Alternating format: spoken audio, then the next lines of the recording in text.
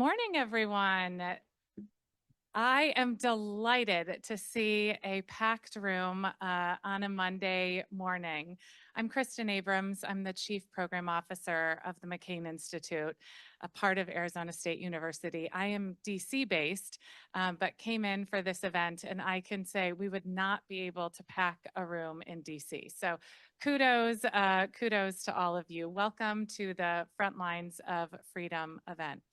I first want to thank a few people who have helped make this event possible, specifically Dean Pat Kinney. Thank you. Rick Shangra, I see you here as well. Thank you.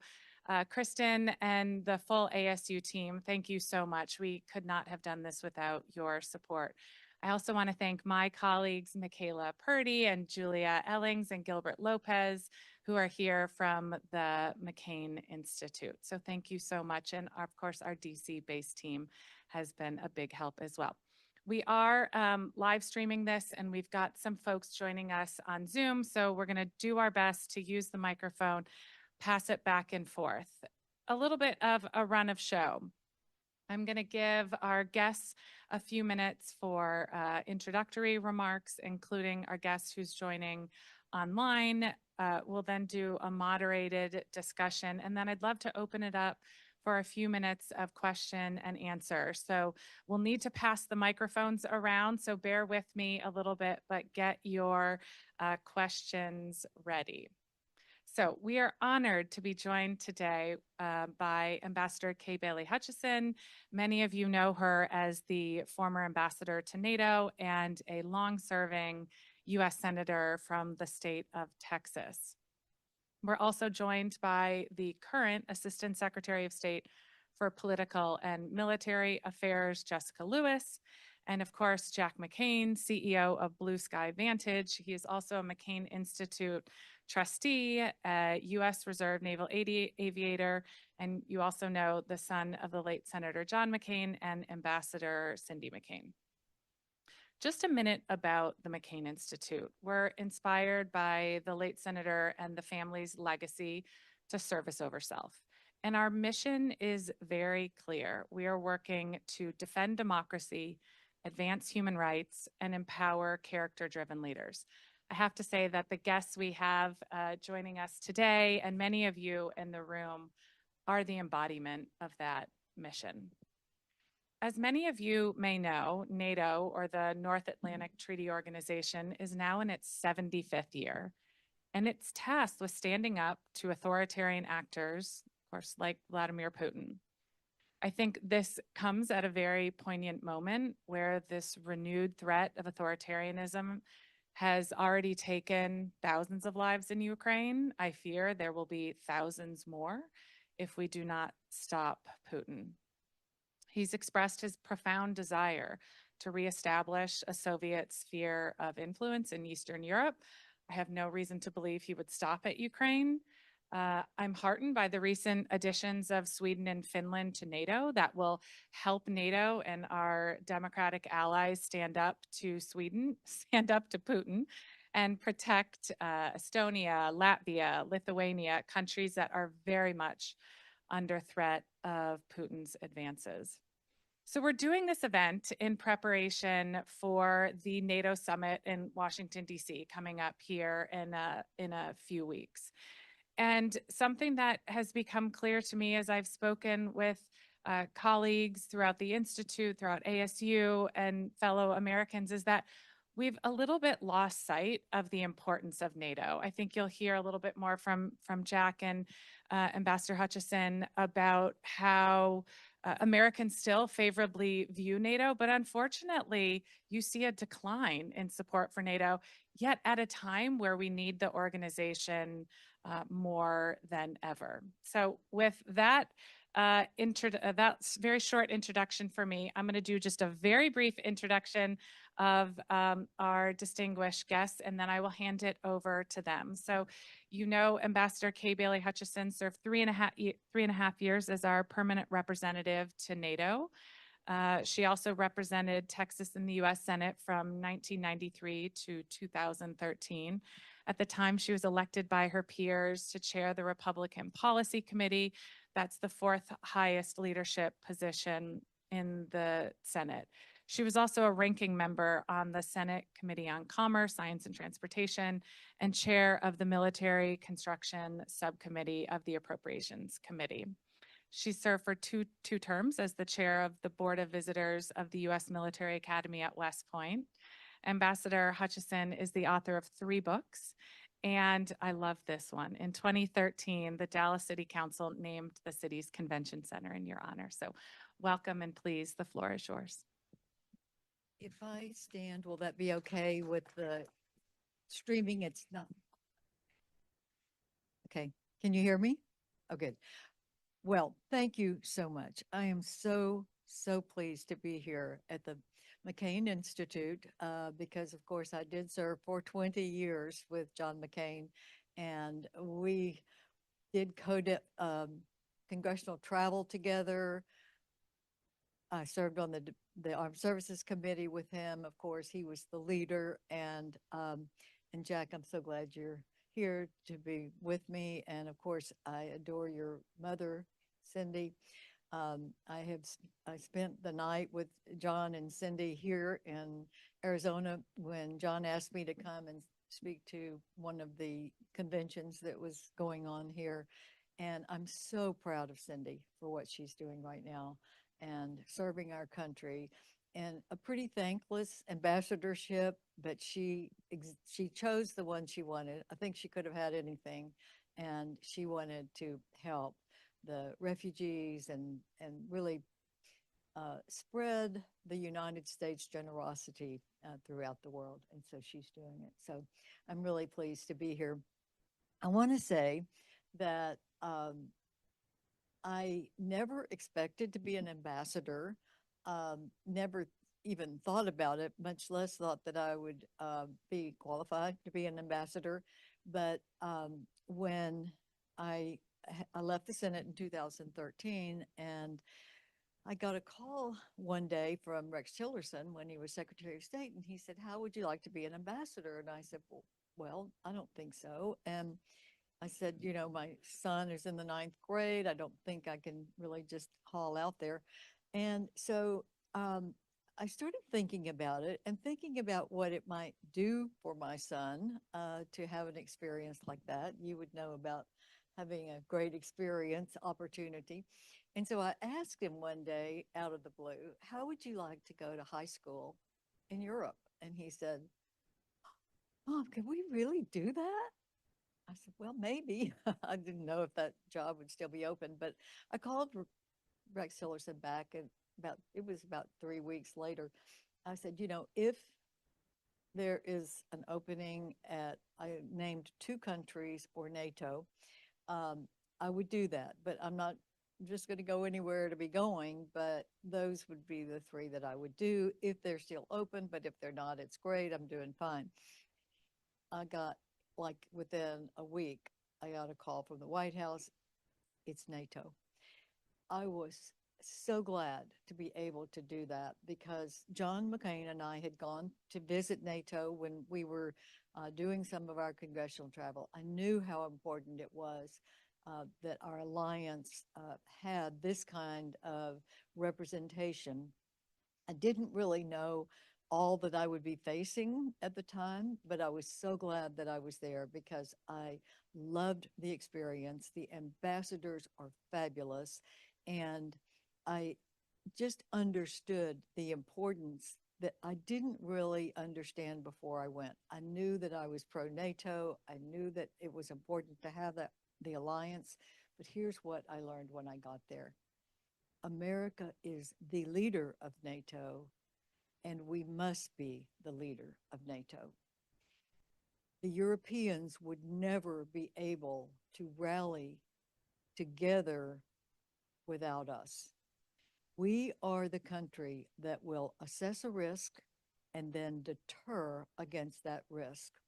The purpose of the founders of NATO in 1949, when President Truman and the others were meeting, Churchill was still involved. They formed NATO because we had seen the carnage of World War I and World War II when the Americans came in late. They wanted America in first to try to deter war and to stop the losses, the thousands and thousands of our young men at the time. The loss of that to our country was so devastating. That's why they formed NATO in the first place. And it's why we must remain the leader of NATO, because the Europeans will not assess a risk and then start deterrence.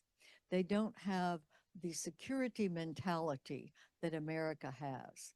We are a country that says security breeds a strong economy and the health of a country. Security is first and foremost what we must pursue for our overall security, our national security.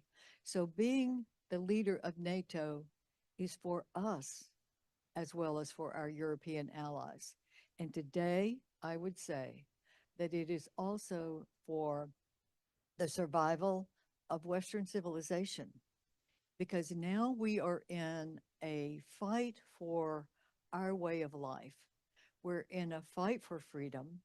And I would say that NATO has evolved through the years, depending on our threat, our overall threat of Europe and America and Canada, which are, of course, the allies in NATO. But now we are looking beyond. We are adapting for the universal threat to our way of life by beginning to bring in Asia. We are now an alliance that is becoming the convener of the like-minded. I would say the convener of strong democracies, but we have Middle Eastern partners today. NATO has 32 allies, as we all know. Thank goodness we have Sweden and Finland, because they were a huge value added. I don't think Putin understood that he was going to strengthen NATO. He was trying to peel off the alliance by showing force. Well, what he showed was weakness. His tanks didn't even have the capability to be refilled on the road. And he also showed the strength of NATO by adding two great members. So we are now adapting. We have 32 allies, but we have 40 partners right now. We have partners in South America, in the Middle East, in Asia, and of course, our Asian colleagues especially have strong democracies. They have strong rule of law, which is one of the requirements for NATO membership, is that there is a rule of law, that there is a resilient democracy. But we have partners that are not democracies, but they want to be with us. They are in the Middle East and they want to be with us. So we are now more of a convener of the like-minded to save our way of life. And I know we will get into more as we start questions, and I want to answer your questions, but that is the basis of why we have to maintain the leadership of NATO. It is for American security interests. It is for the interests of people who want to live in freedom. And NATO is now adapting by asking the heads of state of our strong Asian allies, Korea, Japan, Australia, and New Zealand. They are now invited to our summits, which are our heads of state meetings that happen every year or two, and they are beginning to become interoperable. We are sharing information with them. We are working together to begin to put our military capacities into an interoperability. This is for our strength as we face the threat, the potential adversary of China as well as Russia. I'll end with one other point. When I was at NATO, our Department of Defense does about a 10-year strategic review of what we need to be looking at as potential risk. This was 2019, and the Department of Defense said Russia is an irritant. The 10-year real risk that we have is China. Well, when this came out, our European allies were shocked. They said, China, that is our largest trading partner. Why would you be doing this? And so we started showing part by part by part what China was doing that was definitely adversarial, that you could see it from the Belt and Road Initiative, for one thing, putting their mark into all of the ports of Europe and then beyond, into Asia, into Africa. And they started seeing that. That's why, again, America must be the leader. We are the ones who will assess a risk and then start deterring against it. And that's what NATO is doing right now.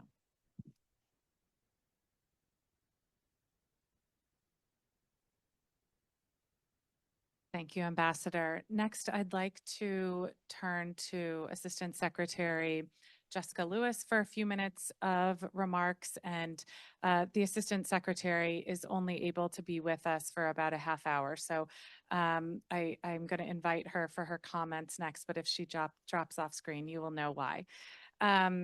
Assistant Secretary of State for Political and Military Affairs, Jessica Lewis, has been in that position since 2021. Under her leadership, the Bureau has provided, and this is staggering, $46 billion in security assistance to Ukraine, dramatically increasing grant and assistance also to transition countries off Russian defense equipment and provide demining assistance to Ukraine. In addition, in the Indo-Pacific region, the Bureau has implemented new security assistance to Taiwan. And her team has strengthened U.S. security relationships throughout the Indo-Pacific and around the world by negotiating a record number of security cooperation agreements, including in Europe and the Pacific Islands. There's one thing that I want to highlight on her bio that many, I believe, don't, but to me, it's the most impressive accomplishment. She taught third grade for 4 years before serving in government. And having 2 small children, I know what an accomplishment that is. So you can't, I don't know if you can see my face, Assistant Secretary, but kudos to you. Thank you for being here, and the floor is yours.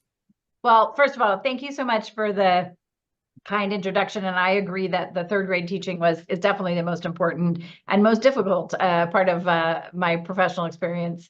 I really want to thank the Institute and all of you, and it's such an honor to be here with the ambassador and also just with all of you as we look towards the NATO summit.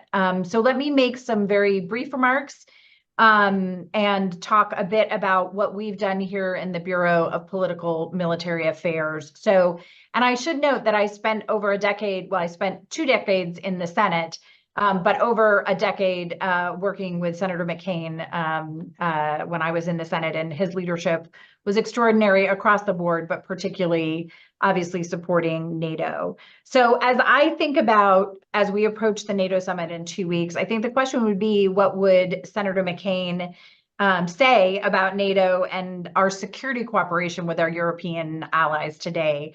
And actually, the number on my bio has gone up a bit. We need to update it.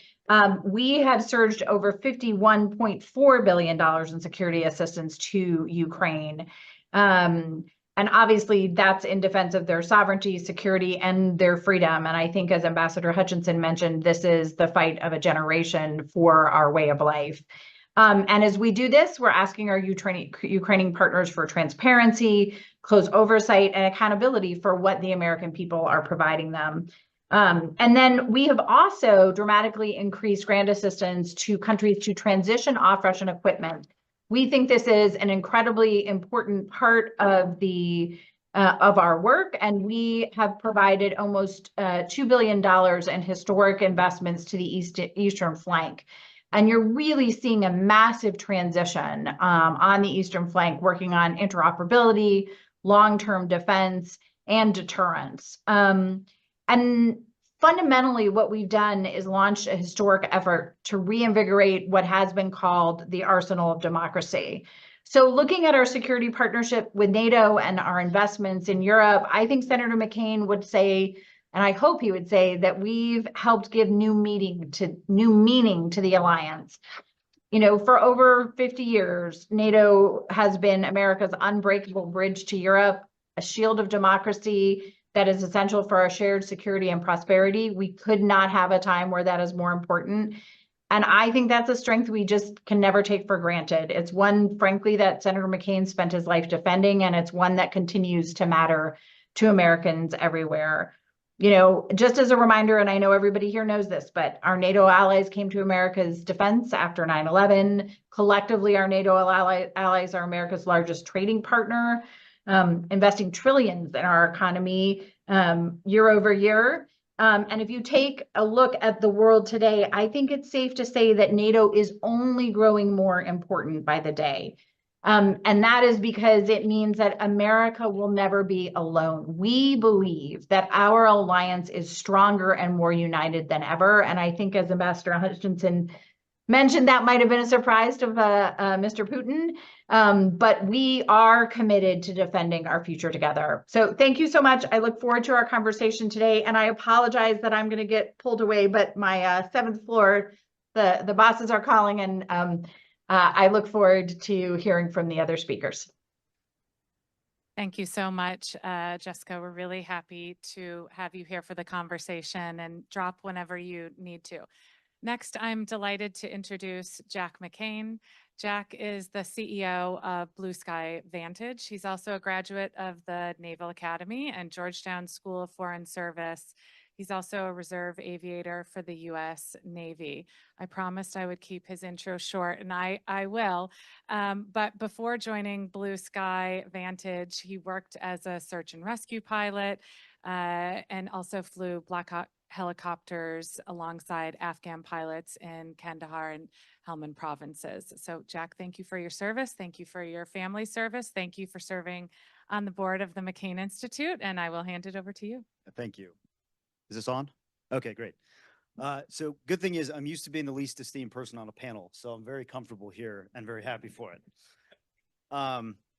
And with two experts, one virtually and one physically sitting on either side of me, I feel that I'm probably not the best to tell you the metrics or to tell you the specific or legal reasons why NATO is so important to the United States. So instead, I'll tell a story. I'm a Navy pilot, so I got to tell stories, you know, so there I was, sort of thing. So there I was. Kandahar actually looks a whole lot like Phoenix and has about the same climate. And the locals are a little more friendly in Kandahar than Phoenix. And on the base that I was on was a big base that had been drawn down pretty far by the time I was there. The US was obviously there, but our NATO allies were there. And the NATO allies that were there were given some of the most key responsibilities on the base. And the one that I love to refer to is the physical security of the perimeter of the base. Something you think that the US would want to take responsibility for, because frankly, we were the giant gorilla and there's 1,000 of us all over that base. But instead, the security of the base, by virtue of my own, was trusted to one of our newest NATO partners, then one of our newest NATO partners from 2004, Romania. And first of all, the Romanian flag is really distinctive. It's a very colorful flag, something you see on a uniform or in this case, flying from an antenna attached to a big old Tonka truck. It's pretty easy to pick out. And what the Romanians would do, and I started to watch this and didn't quite understand until I started to ask questions about it, is I'd watch them get in their trucks, drive out the front gate, and then come back many hours later, sometimes with pieces of their trucks missing. And that makes you kind of wonder, you know, they're frankly at this point in time, the air advisors, us, we were going out flying around, but there wasn't a lot of outside base activity unless it was special operations or, you know, some of the stuff people don't talk about. What I didn't know was that every morning, those Romanians would get in their trucks, they would drive out, and they would ensure the physical security of the base, not just from people attacking, but they would find IEDs with their trucks, sometimes detonating them with their own vehicles. They were putting themselves, a much smaller and frankly less capable military than the United States, in harm's way to protect American and NATO lives. And that is the story of NATO. The US is pretty lucky when it comes to geography. And in fact, geography has become a big issue in the conversation surrounding NATO, because here we are, we're bordered by Canada and Mexico, friendly nations.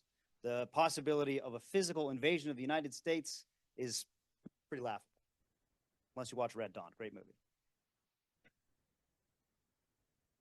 So why should we care? We just pull back. We let the American security thing do the American security thing.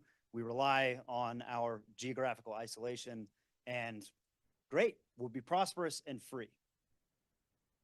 Frankly, the world doesn't work that way. And anybody that says it has worked that way since the United States has been around is wrong. Anybody remember that our first ally in the moment we became a nation was France? Furthermore, although France has been a little bit of an interesting partnership in the NATO thing, but we won't get into that. But what happens on the European continent affects the United States and vice versa. And NATO, since World War II, has been the guarantor of the safety and security of Europe, and by virtue of that, the safety and security of the United States. And to those that would say that the NATO allies have not been paying their fair share, there are NATO nations that in the fight in Afghanistan paid more by proportion of their military size in blood than the United States did. What else is there to say except for, you want a peaceful and stable Europe because that makes a peaceful and stable United States? Support NATO. The reason that Vladimir Putin invaded Ukraine are myriad, but one of them being that he was so afraid of Ukraine becoming a NATO ally because of what that collective security means, that he felt compelled to invade. That is a powerful message, and one that we should keep in mind as we go forward with this conversation. So I appreciate you all being here. I appreciate your time, and thank you for sitting down and listening to me ramble. Not rambling. Good. That was a great story. Thanks, Jack. I want to start, Ambassador Hutchison, with a question for you, and then Assistant Secretary, I will come to you next.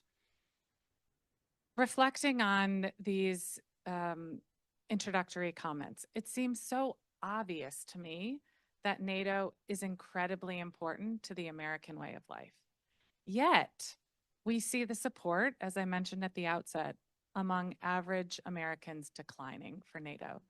So, Ambassador Hutchison, what is it that we at the McCain Institute, at ASU, and all of these NATO ambassadors we now have sitting in the room need to be sharing with our friends and colleagues to convince them of the relevance of NATO, of the importance of NATO? Like, speak like you were campaigning. How do we convince Americans that NATO is as important as we think it might be? First of all, we could be out there by ourselves. We could be an island where we just protect our territory. And we would be speaking now with all of the uprisings around the world. We would be speaking for America. But we're not. We are speaking for 32 allies that have strength and force, plus 40 partners that want to be with us in any kind of a world that would work. So we're not out there alone on an island. We are speaking for roughly 70 countries that will fight. They are willing to fight for our way of life. You know, one thing that I didn't mention earlier is that Article 5 is what we all know, pretty much all know, that we have committed to ourselves the 32 of us have committed to each other. If one is attacked, we're all attacked. So that means we have a security alliance, which is the longest security alliance in the history of the world, that says if we're attacked, we're not alone. Interestingly, how many times has Article 5 been invoked with a unanimous requirement for a vote? How many times? Raise your hand if you know. One, correct? It's been invoked once for the United States. After 9/11 happened, I was talking to Nick Burns, who was the U.S. ambassador at the time, and he said, we didn't ask for Article 5. I started getting calls, he said, by then it was the middle of the night in Brussels. I started getting calls with our allies that wanted to invoke Article 5. He calls Condi Rice on the phone, on her private phone, and he said, Condi, we're being asked to have Article 5 invoked for the United States. And she said, he said, what should we do? And she said, do it, and hung up. And then when he called back during that time, and she said, you know, Nick, it's good to have friends. So now our word is on the line. The United States has made a commitment that has stood for 75 years.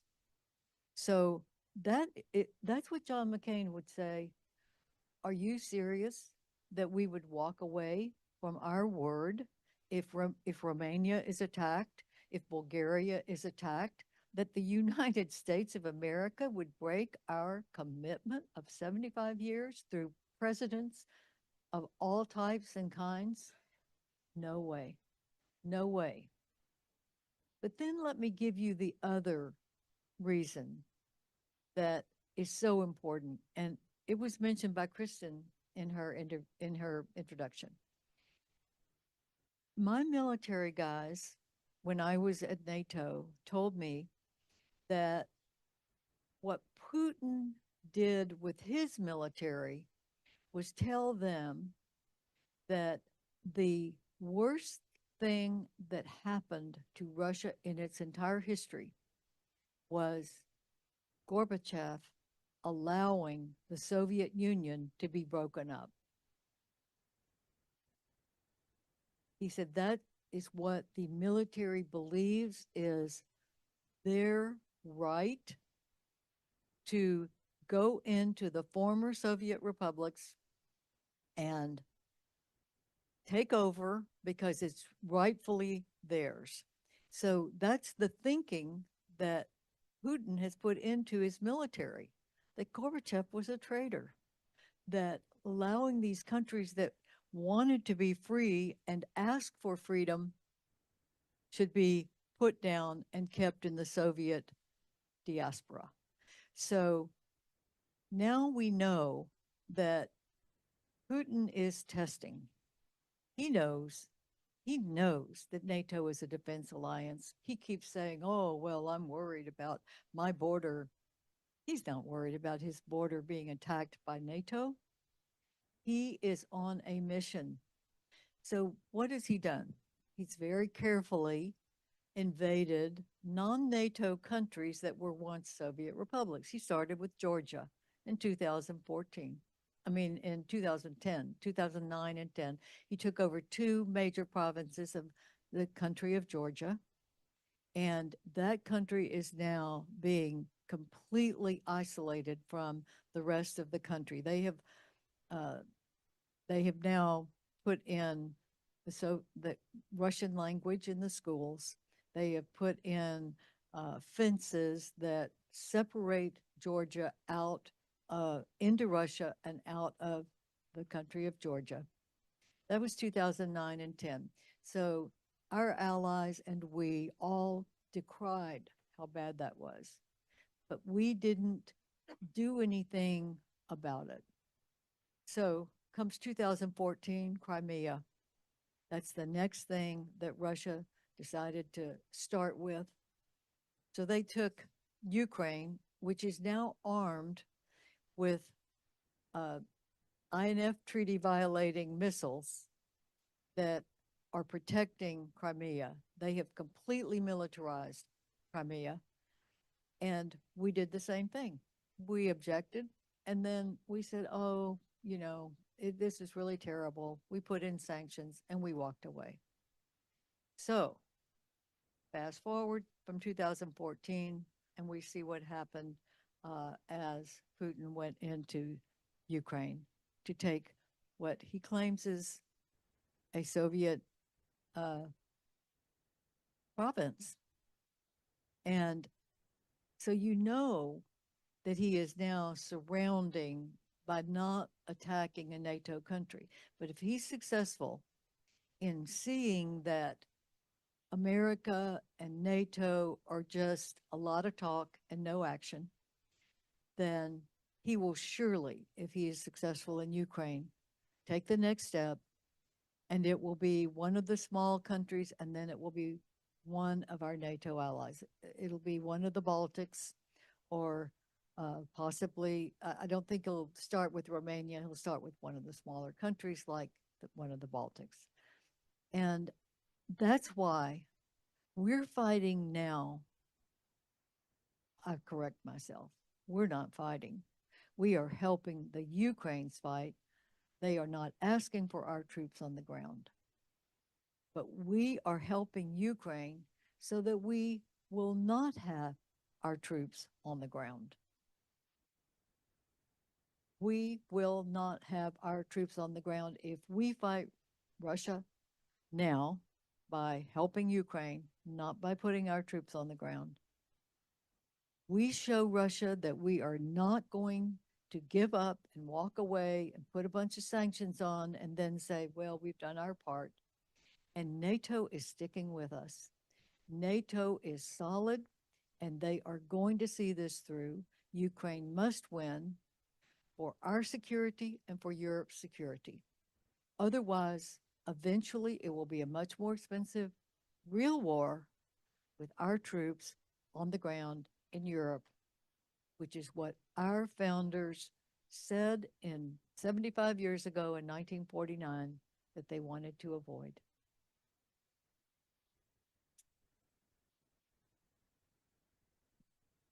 We need to have you on the road sharing this with all Americans. The assistant secretary had to go.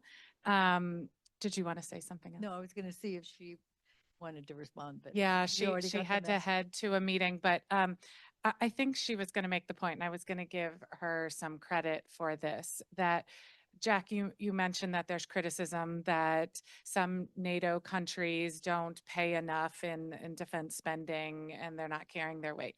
But 5 years ago, there were 7 countries that hit the 2% spend on defense of their GDP. Today, there are 23. And that's because Russia's full-scale invasion of Ukraine has strengthened NATO and has affirmed the importance of this alliance. So, Jack, I want to turn to you now. You started with your personal experience, and I want to continue there. You've served this country, your family has a long history of military service. We're talking today about the importance of the alliance, but from your personal experience, and if you want to expand on your story, that would be fine. But why should Arizonans and Americans care about something that really feels, thankfully, very far away for us? Sure. I don't like authoritarians, and I hope that everybody in the room agrees, because you have to ask yourself, all right, why should I care? Well, authoritarianism, frankly, is on the rise in the world.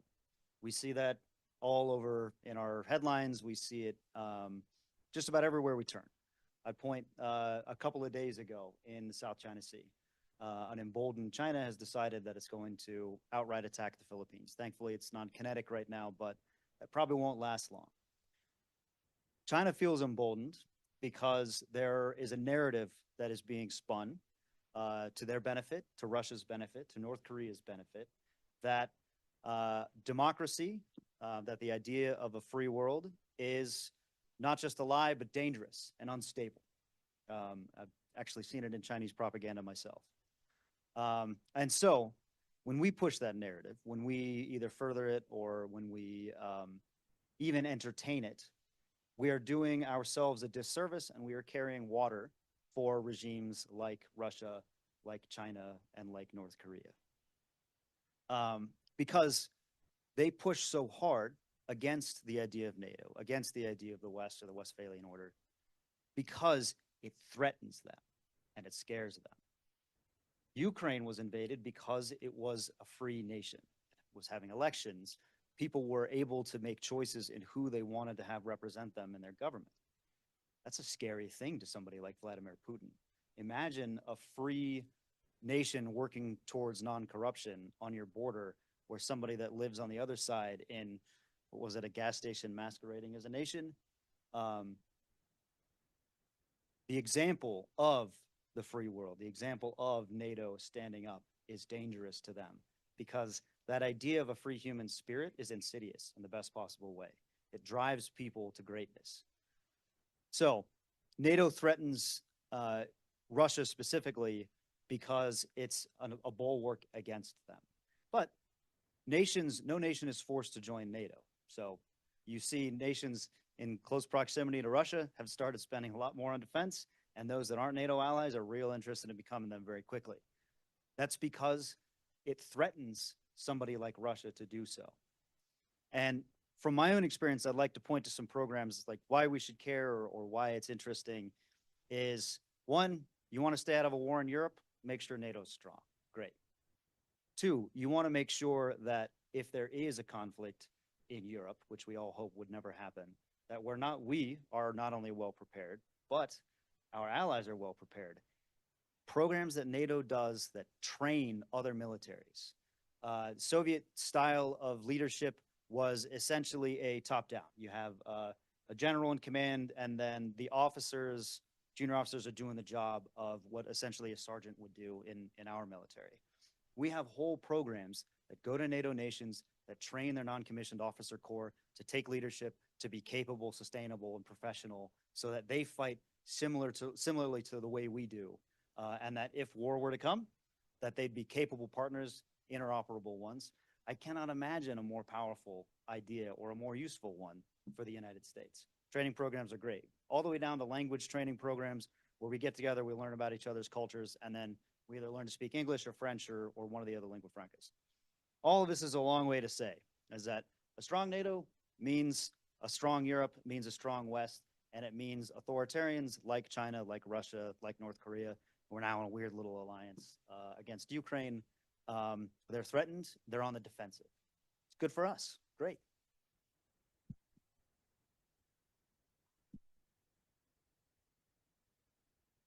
One more question for you, Ambassador, and then we're going to open it up to the audience. But I want to pick up on something, Jack, that we've talked a lot about Russia and Vladimir Putin, but you also mentioned China and North Korea, and I'll throw Iran into the mix. So the question to you, Ambassador, is how does a strong, and you started to mention this as well, bringing in our Asian partners, but how does a strong transatlantic alliance impact our ability not only to deal with Vladimir Putin, but deal with and deter this growing axis or alliance of autocrats? Yes, great question. First of all, I think we are being tested. I think the Chinese in particular, and the Russians and the other autocrats, certainly North Korea and Iran, really think that Americans have a short attention span, that we will talk a lot and then walk away and say it's really not our fight. And so we're being tested. I think Russia stepped out. I think China is watching what we do about Ukraine. Are we going to walk away from Ukraine? I think that would embolden China to do what they have wanted to do for a long time, which is, of course, take Taiwan back into the Chinese fold. So that's a very important part of what we do in Ukraine affecting our overall national security because, of course, if we had a real altercation with China, it would be very, very, very difficult. And we would be talking about a lot of carnage, personal loss of life, but also our whole economic upheaval. Now, here's what I think, and this is just my thought, and I haven't heard anyone else really look at this, but I think one of the most important things that we can do to deter China is not to try to get as big an army as they have, as many nuclear weapons as they have, as much technology in space as we know they have. We could strive to match them step by step by step. But think of what is going to impact them the most. It would be hurting their domestic economy, their domestic wherewithal. What would Xi fear the most? It would be an uprising of his people against him. So how do we deter then his bad intentions of trying to take over Western civilization? It's by having an alliance of the strongest economies in the world that would act together to say, you live within the rules-based order, and we will be fair trading partners, and we're not aggressive. We don't want to take over China. We just don't want you to take over us. And if we acted in concert, how would China get along if the largest economies of the world, say the G20 plus, we're not trading with them? We're not investing in them. What would happen to their economy? What would happen to their country? There would be no jobs and no prosperity whatsoever. So I think we ought to be looking for deterrence to the alliance of what we have, which is 32 of the largest economies in the world, and then 40 partners that we need to get India on board, Jack. Jack is working now to do more and more with India. India is the one major economy that's an outlier right now that we hope to bring into working more with us and not being so deferential to both China and Russia. And I think if we can have the strongest economies in the world that stand together and say, don't violate human rights, don't violate economic fair play. And if we can stand strong together, then I think we will live in a world where they can exist and we can exist and we can trade with them in a fair and level playing field. And I think that's our best hope. And that's what I think we ought to be working on while we are, of course, building our defenses and, of course, defending our technology. And just as a last point, we are, at NATO, we have also, because of the United States leadership, declared that space is a potential domain of operation, of defense operation. Because we're seeing now with AI just coming on board and the satellites that are out there already and the bases that are out there, both China and Russia have bases as well as we do. We've got to really, really up our game in technology, which we will do. But the bottom line, what would hurt Putin, Xi the most, and that is an upheaval in his own country, which would have to be economic. Thank you.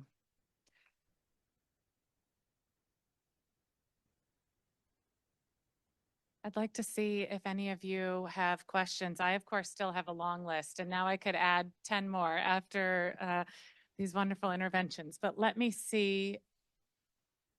Great, even better. So we'll have ceiling mics, so I don't have to run around. Who has a question? If you could identify yourself before you ask your question, it would be great.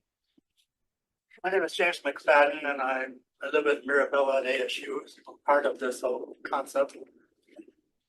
I hope my question actually becomes a question and makes sense, but I think it was Mark Twain that said, if you poke a bear, you better have a plan. And Putin invaded Crimea. NATO started doing outreach to Ukraine. I think it became pretty obvious that Putin was going to attack Ukraine, at least to me, and I'm not that smart. But it seems like our help to Ukraine has been piecemeal and late. And now we have EU who shall not be named wanting to pull out of it. It's caused a lot of problems in our country and in other countries. And I also don't think that NATO has been totally behind this whole problem. My question, I guess, then is, Ambassador, what was the discussions going on in NATO and in the military about, well, this is it's probably gonna happen. How are we gonna get everybody together to do something to stop? Because it seems like there has been a lot of late support. Well, I think it is. I think we probably all made a huge mistake after Crimea. That, I think Georgia was very provocative, but then taking his time and taking over Crimea, he did that very quickly, and we were caught flat-footed, and we protested and we put in sanctions, but that was a fig leaf and not nearly what we should have done. I think that's a very important point. I do think that now, although it is late, there will probably never be a time unless Russia changes leadership and becomes a true democracy and really starts rebuilding. But I think now the Europeans are finally more emboldened. We tried for years, both Republican and Democrat office holders and presidents tried for years to stop the Nord Stream pipeline from making Europe depend on Russia for their fuel in the winter. And we said, don't do this. For one thing, America had an abundance of natural gas and oil, which could have immediately started being shipped out. Now, finally, Germany is, I mean, it was like right after the invasion that Scholz of Germany said, we are stopping the Nord Stream pipeline. But that was after it was already built right up to the border of Europe. And we had seen, as you said, we were late. We had seen that Russia had cut off Ukraine in the winter and left them in the earlier Nord Stream 1 that went into Ukraine and then out into Europe. And Russia cut it off because Ukraine had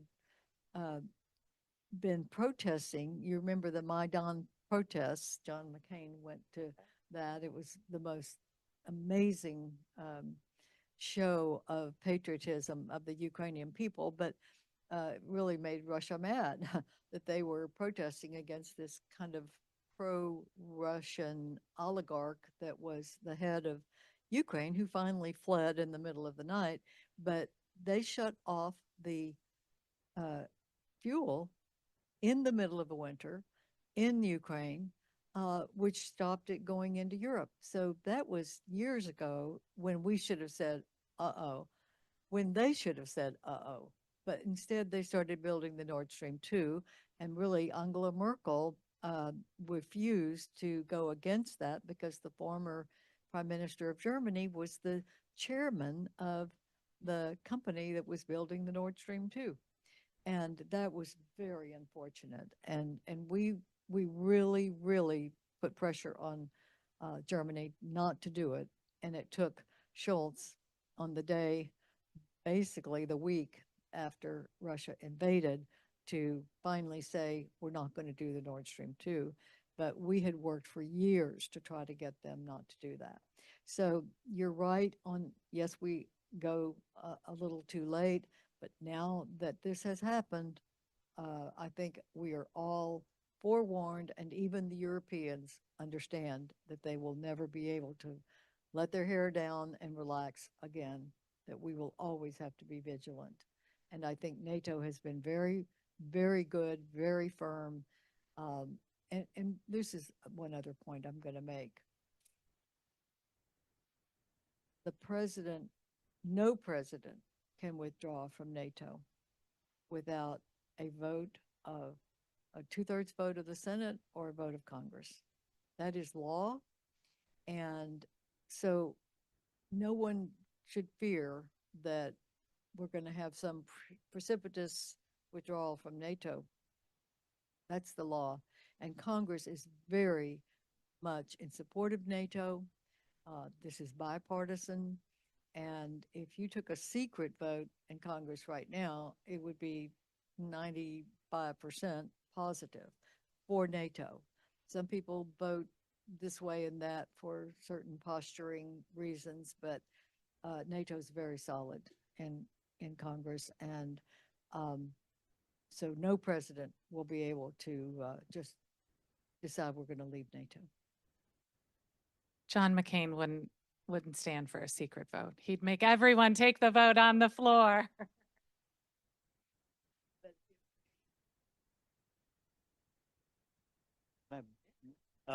So I wanted to point out two really important things that have happened. Besides, yes, we're very late, but Russia right now has bled their military white through sheer incompetence, corruption, through their inability to field their weapons systems the way they wanted to. So that's great for the United States. That's great for NATO, that it is going to be a generation or more before they can become remotely capable as a military force. Great thing. And for pennies on the dollar on the United States, really all we've done is juice our industrial base to make more weapons. Good. Second, though, and this is as important, is that all of the nations, including nations that I have sat down with and talked to political leadership of, the ones that have used Soviet weapon systems have watched what's happened in Ukraine. They've seen things like the S-300 and S-400 anti-aircraft defense systems, their tanks, their armored personnel carriers. They have seen them be tested and fail miserably. And so now you're starting to see nations like India, who just agreed to buy the Stryker, look at their own inventories that have been bought from Russia and say, man, we got to reinvest, because everything that we have bought, not only is it generally worse than what Russia has built because they're exports, but they're terrible. This is quite possibly the best outcome for the United States that we can expect as of right now. And I look at it with great relish, having been somebody trained to go against weapon systems like that. It's wonderful to watch them fail. And the world has taken notice. Thanks, Jack. Another question. I saw in the back, if you could identify yourself first, please. Hi, thank you. Matt Kenny with Echo Candy Consulting. You talked about the importance of, I think, making an impact on the domestic economy. I'm just curious, what do you think about the current state of the implementation of tariffs that we impose on different countries? Are they being effective in the way that we want them to be? It doesn't seem to me that there is a lasting impact. If we put hard sanctions on Russia, And they have been able to go to these other despots. You're seeing Putin actually travel now to North Korea and trying to do more. I mean, they're buying from Iran the missiles and the drones, but they are getting from Iran missiles and drones. And so the sanctions are not crippling their economy the way we certainly hoped. And, but I think they have reached out to all of the dark side that is available. They're reaching out to all of these other countries that have autocrats. And so I don't know that we have crippled their economy enough to keep them from getting these kinds of weapons. And then, of course, they're still selling fuel to many of these, like China for sure. That's one of the reasons that Xi is making this sort of, he's my best friend for life, pact with Russia, is because China doesn't have the ability to fuel their economy. So they're buying from Russia, but India is too. And, you know, we'd like to pull India off that, but we're also trying to make more opportunities to bring India in. So sanctioning them would be, that's a tougher question. So I don't think the sanctions are enough. I think we've got to get much stronger on the economic unity that says if you violate, then Putin isn't worried about his internal politics like she is, in my opinion. It is interesting. You mentioned this friendship between Russia and China, and Putin was in the news a couple days ago. He was in North Korea. He looked very dejected, sitting down next to Kim Jong-un, kind of, this is my life now, with the North Korean propaganda going on. But a lot of that was to foster an arms sale. North Korea was going to provide Russia with, I think, artillery and some small arms systems, but basic stuff. You notice directly in the wake of that, South Korea announced that they are going to give weapons to Ukraine. So in his overestimation of, okay, wait, great, I'm going to bring weapons back, he has again miscalculated. He miscalculated by fortifying NATO, by bringing 2 more partners in, and now he's miscalculated by going to North Korea, bringing back weapons. Now South Korea is on board with the home team. Again, good for us that he's real bad at this. Yeah, and having South Korea come in to our NATO main meetings is really significant, and Japan. You know, all of what China has been doing just recently with Philippines. You mentioned that they've been attacking Philippine just commercial fishing ships and really messing around with Philippines. They've been doing that to Japan, which is one of the reasons Japan is now remilitarizing with our help and our support and becoming much more into NATO, because the Japanese have seen these Chinese in they're in commercial vessels, but they're dressed military and attacking the fishing vessels on the coast of Japan. So all of those things. I want to thank you all for being here and engaging with our extraordinary experts here. Please join me in a round of applause for them.